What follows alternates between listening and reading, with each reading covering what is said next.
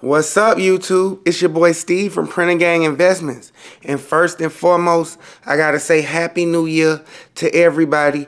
You know, at the time of me recording this, it's 5 o'clock on New Year's Eve. But between YouTube's upload speeds and the algorithm, I don't know when you guys gonna see this video. So I'm just saying Happy New Year, you know what I'm saying? And on the last day of this year, the market decided, humble us a little bit, go down a little bit. They had us down another 600 today, but the market it's been in a weird range. It's been kind of finishing the day down, but it's not been, like I've been saying, following through. So today we were flat, we were up, then we were down. It was only down a little, like 0.5, and we ended up the day down 0.85%. So with that being said, I'm looking at how these stocks performing. I didn't necessarily make a whole lot of moves today because it's the last day of the year, and we might as well save all our buying power for 2025. But we're going to talk about what happened on this last day of the year, reflect on the year, and, give some thoughts going into 2025. So, first thing we're going to have to do, start with the Palantir position. Why is my Palantir? Is the Palantir position closed? They done reorganized my stocks, people. They done reorganize my stocks. One second, people. Symbol. Okay, I think that's how I had it. Anyway, okay, back to the way I had it. All right, Palantir. So today on Palantir, we was down. And we sold off in the close because I had stopped watching the market around like 12, 1 o'clock. We was only down like 0.5. I think we was up. But what the market's been doing, it'll be flat, trying to figure out what it want to do all day. And they'll just have a push down at the end of the day. So Palantir actually closed the day down 2% today. And I actually was thinking about buying a dip today. The only reason I kind of didn't do it because the last day of the year, tomorrow's going to be a holiday. So I said I might as well wait till 2025. But yeah, we closed the day at 75.52. I rolled those closer dated calls because obviously Palantir is not going to be hitting 100 by January 3rd. So we took those little L's, rolled all the way out till March, and looks like during that end of day sell-off, the March got hit up a little bit at 22.8. So if that sell-off continues when we get back from New Year's, I might be adding to that, you know what I'm saying? Palantir at 75, it's not the biggest dip, but that is a decent dip. I think, if I'm not mistaken, that's like 10% from the highs. So we might actually be able to add to that. Patterson Energy is actually hanging in there, you know what I'm saying? QBTS, quantum play, like I said, we're going to use those as a trade. We're going to see what happens with those. Because as y'all can see, I've been playing with the calls and the puts with the quantum stocks, and we've been making good money, but it's like you always got to basically leave a put to the wolves and it go to zero. So I said I might as well experiment with some shares. So, we're going to see what happens with that. QQQ put never got activated. Like I said, we had in hindsight, I probably should have hedged my individual stocks instead of trying the QQQ, because the QQQ, it went down, but it didn't really sell off like that. The bigger sell-offs were actually in the individual stocks, so that's a point of reference for next time. But Rigetti, as y'all can see, remaining Rigetti calls from them rolls just not making it, y'all. Those not making it, but all these calls y'all see here, we made 100% before we bought any of these, so it's not that big of a deal. SoFi's hanging in there. Didn't add to any Tesla, any spot. Like I said, I'm trying to save my buying power for the new year. You know what I'm saying? So that's where we at with that. Let's look up Pfizer. Didn't add. Oklo down today. I think Nvidia was down today too. Nike calls hanging in there. It's funny, the cause is actually hanging in there while the tech stocks sell off, like the more traditional stocks like a Nike, like a GEO. They're not experiencing pressure like more of the tech concentrated, or even a Robinhood, because it's focused on Bitcoin. But next, I ain't gonna lie, let's get to that point. This another one we might have to deal with after Christmas. This Mar MicroStrategy IBIT situation, man, is finally tanking. It's finally getting interesting. You know what I'm saying? We didn't put that much in it to start, but down 38%, down 33%. We might have to get some gains soon so we can start adding to that, because that might be a hell of a dip right there, people. Microsoft, we didn't add. We got IonQ now. Like I said, that's a trade. That's a trade as well. Robinhood call. I don't even know why I'm holding that Robinhood call at this point, man. Just because, I guess, like I'm down 60% on it, but we only had 59 bucks, and I think we had made like 70%, 100% before we even bought this thing. So, it's all good. It's all good with the Robinhood call. We got Robinhood shares. Google shares, like I say, GEO's hanging in there. Want to add to Broadcom as well. And we've got Advanced Auto Parts up 51%. So, what do I think about the selling for the past few days? So, if you look back on my videos, we was predicting a crash, but I feel like we underestimated and overestimated. I was thinking it would be more of a serious index crash, and that's not what happened. Indexes pulled back, but indexes didn't pull back serious.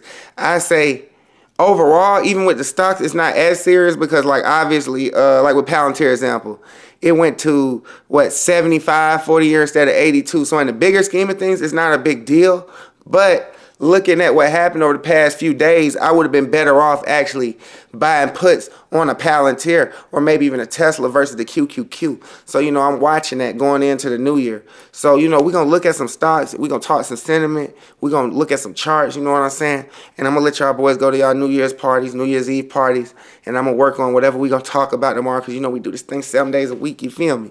So, let's look at these stocks, man, on the last day of the year. So, yeah, we had NVIDIA down 2.3%. Like I said, it wasn't doing that bad, but everything started selling off in the close today, you know what I mean? So, QQQ down 0.85. But the SPY was only down 0.36. Apple was only down 0.7. Tesla was down 3.2. Palantir was down 2. So, it's like the stocks has been doing the biggest ride and been taking the biggest hit. That Tesla, that Palantir, and NVIDIA. I'm not mad at it, you know what I'm saying? Microsoft down 0.7. SoFi was down 1.47. I think they was green today too at one point. All the quantum plays were down. You know, it's their judgment day again. You know what I'm saying? The Bears eating. The Bulls been eating. It's just a back and forth, a shootout as I like to call it. You know what I'm saying? They all down 10% today, look like. Except for IonQ, it's only down 5. Google's down 1. Oklo was down 10%. I thought it was only down 7. I should have bought some Oklo today. I didn't even realize it was down that much. Robinhood's down. So basically, on the last day of the year, the market's down. Now, what do I think it really is? Is it the Jay Powell fears? I'm not so sure because I feel like if it was the Jay Powell fears, those far out the money puts I had would have activated and we would have had a more catastrophic sell-off, I feel. I feel like this really just a lot of profit taking, a lot of people taking gains for taxes, you know what I'm saying? And then people just, you know, a lot of people up a lot of money. Most people ain't out here up 10 times, 20 times the money trying to keep going just because, like your boy Steve from Printing Gang Investments, you know. And even on my other accounts, I done a lot of profit taking on some of my other accounts that I don't show y'all. So I understand why people want to profit take right now. So I'm not necessarily worried about this crash. If we get some macro data that confirms the crash, you know, that's when you would start seeing me buying 3-month puts, 2-month puts, 6-month puts. But for now, it's just a little sell-off, just a little pullback as far as I can tell. You know what I'm saying? I could be wrong, you know what I'm saying? But let's look at a few of these charts. You know, looking at the charts for the year. Let's look at these final charts of the year. And I'm going to get y'all up out of here. You feel me? Let's see. So let's start off with that QQQ since we trade so many tech stocks. What did QQQ do today? All right. So we wicked up. We had the indecisiveness from yesterday. We tried to come up, but we fell down and we fell straight to this fair value gap we was talking about yesterday. This 510 area is a very small fair value gap, so small you could barely see it. So so small you could barely see it, but we're going to see if we bounce from this point. They have bounced from this area before, so I'm not going to like say they can't do it, but it's not the strongest fair value gap. If that were to fail, we're probably going down to 508. If that were to fail, we're going to that 503 or lower. And if that fails, I should have bought my puts for more than 4 days because they definitely would have hit if that fails. So that's where we at with QQQ. Now, let's look at Palantir, man. Old Palantir been going through it the past few days. All right.